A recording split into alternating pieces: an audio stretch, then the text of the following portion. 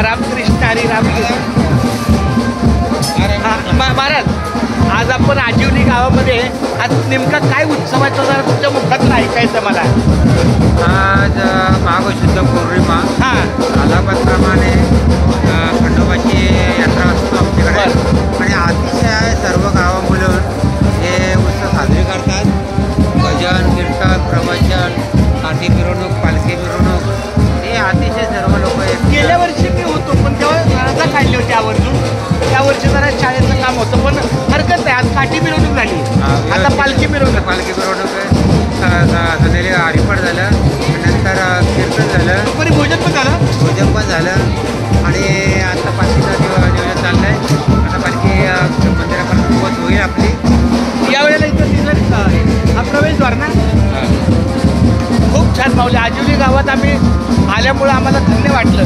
प्रसन्नतेचं हे गाव आहे. सगळ्या वारकरी संप्रदायाचा हा ठेवा आहे. खूप छान माऊली चारी बाजूला आम्हाला. आणि जेव्हा आमचे हे गावचे ह्या गावचे आमचे जेव्हा भावाचे सार्डेकर माऊली भेटलो आम्हाला फार आनंद वाटतो. कारण आम्ही या गावामध्ये नवीन 1 वर्ष आलं पण या माऊलींचा मला सहवास अतिशय प्रेरणादायी आनंददायी आणि उल्हासदायक वाटतो.